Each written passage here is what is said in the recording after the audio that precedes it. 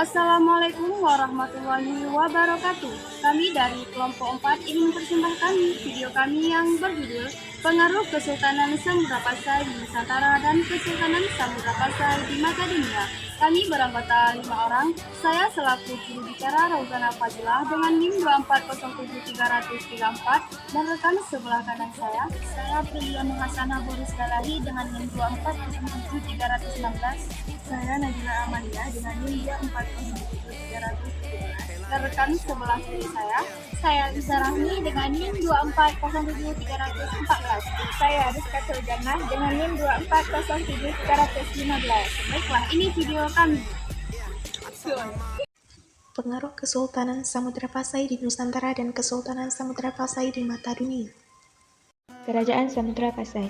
Kerajaan Samudra Pasai terletak di Aceh dan merupakan kerajaan Islam pertama di Indonesia. Kerajaan ini didirikan oleh Marah Silu pada tahun 1267 Masehi. Bukti-bukti arkeologis keberadaan kerajaan ini adalah ditemukannya makam Raja Pasai di Kampung Gedong, Aceh Utara. Makam ini terletak di dekat reruntuhan bangunan pusat Kerajaan Samudra di Desa Beringin, Kecamatan Samudra, sekitar 17 km sebelah timur Lok Sumawe. Pendiri Kerajaan Samudra Pasai ini sekaligus menjadi raja pertama Samudra Pasai.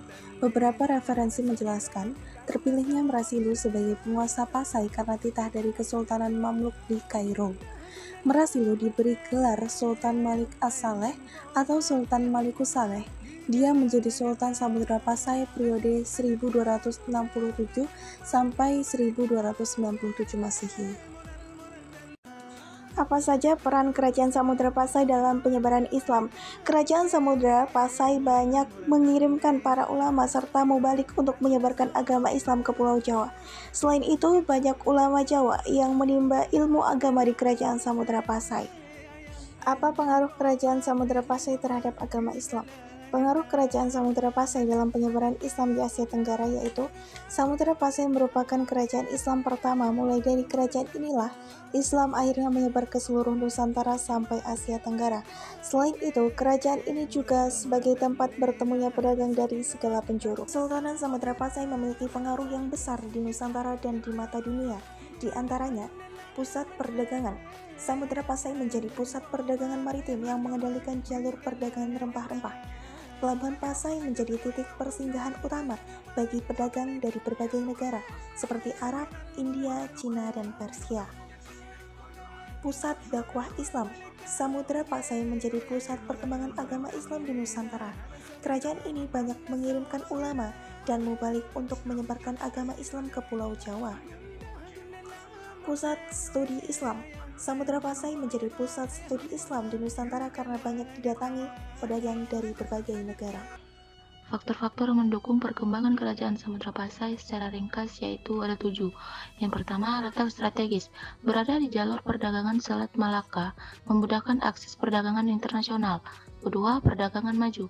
Sebagai pusat perdagangan lada, emas, dan rempah-rempah, menarik pedagang dari Arab, India, dan Tiongkok. Islamisasi. Agama Islam diterima luas, memperkuat posisi budaya dan politik kerajaan. Yang keempat, peran utama. Kehadiran utama dari luar memperkaya pendidikan dan penyebaran Islam. Yang kelima, hubungan diplomatik. Menjalin hubungan baik dengan kerajaan besar seperti Malaka dan Gujarat. Yang keenam, kekuatan militer. Militer kuat untuk melindungi wilayah dan jalur perdagangan. Yang ketujuh, administrasi efektif.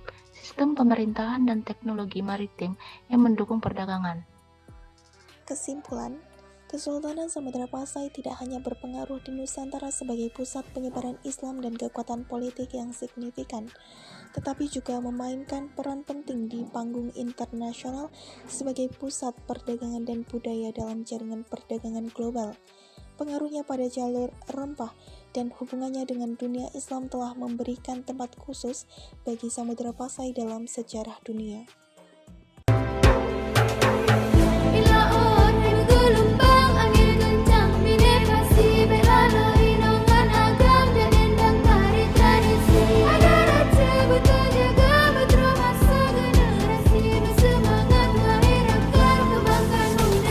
Mulai yang mana pun dengan bismillah nilai awai lampu pun ilang ma lul tentu rotina